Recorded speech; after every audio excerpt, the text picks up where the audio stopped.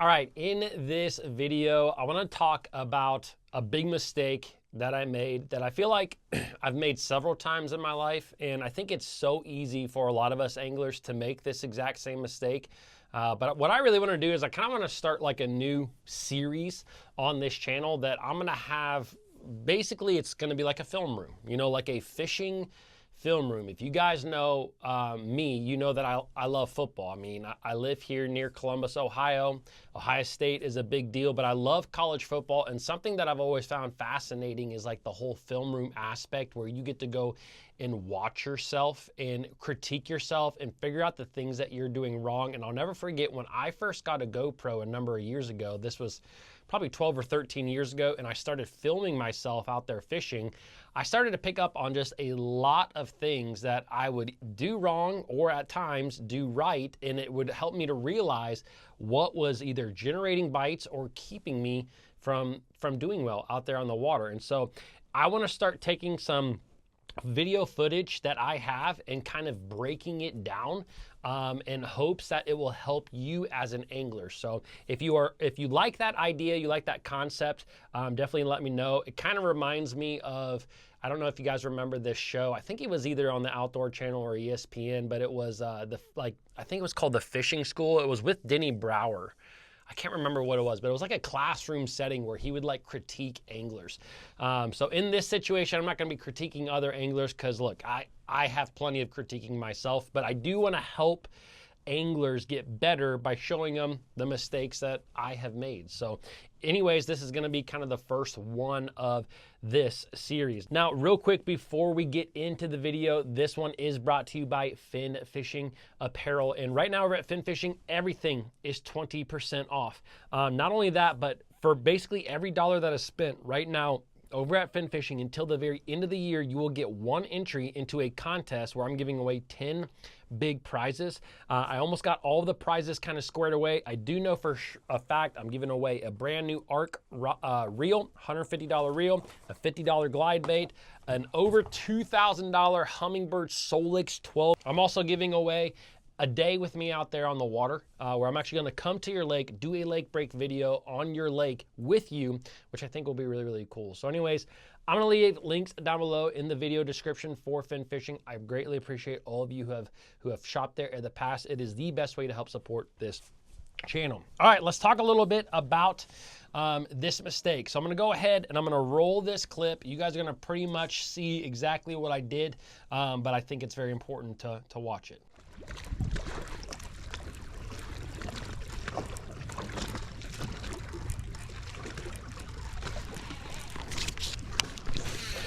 Oh my gosh. Okay. Something was obviously just following that.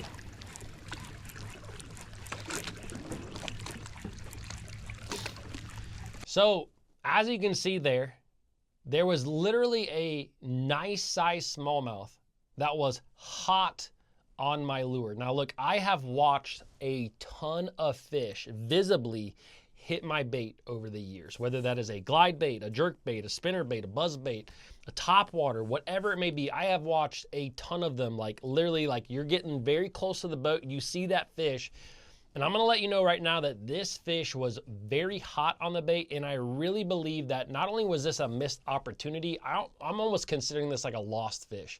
Like the way that that fish came up on the bait, when they're coming up and they're like very aggressive and they're very twitchy, those are almost always the ones that bite. And in this situation, on this particular day, I was trying to cover a lot of water.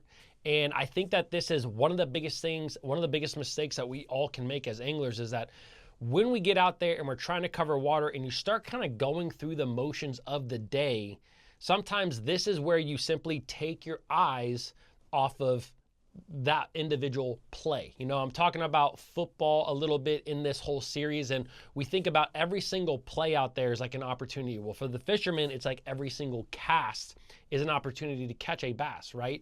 So in that situation on that cast, I lost like a huge opportunity. Like that's a touchdown, you know, as far as fishing goes.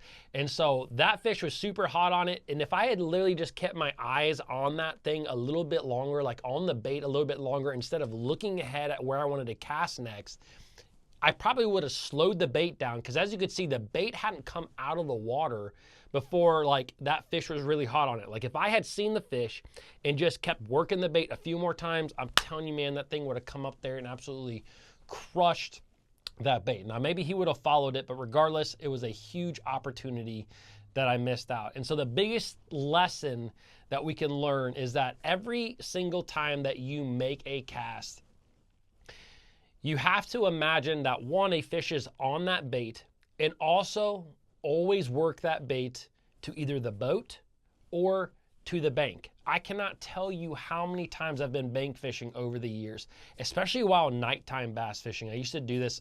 I used to nighttime bass fish with a frog all the time, specifically a horny toad. And you cast that bait out there and you're reeling it back to you and you're just about to take that thing out of the water and it's, kaboosh, right at your feet, a fish hits it. And if you're not kind of ready for that fish, a lot of times you can pull it away from them too fast. And the same thing happens obviously with the boat. So regardless, like this is a mistake that I know a lot of us can make. And I know that I have made it like several times. Like I have video footage of this happening, not only in this situation, but also elsewhere, bringing my bait out of the water too fast and really kind of tuning out that play, that cast. And so to me, I know that it's such, I talk about this a lot in bass fishing and fishing in general, is that there's a lot of things that we know as anglers, but we're not always intentional about them. You know, we don't always go out there. A lot of us anglers know, hey, always concentrate on that one cast until it gets all the way to the boat and then you make your next cast. A lot of us know that, but sometimes we're just a little bit like me, you're a little bit lackadaisical. You get kind of in the realm of where you think, you know, the fish should have hit it by now, and you bring it out and all of a sudden there's one hot on it.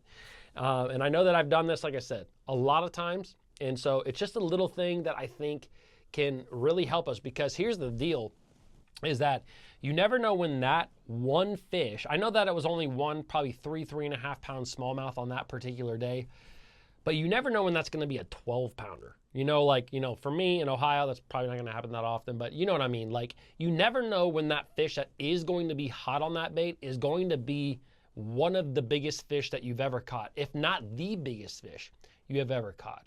You know, and on that day, I was fishing on a lake that's actually produced a world record smallmouth. Now, I don't think that there's really any of those left in the lake, but you just never know out there. And the other thing about it is, like, I could have gone through the rest of the day and not really caught fish that well, and I would have like missed my single opportunity to catch a fish.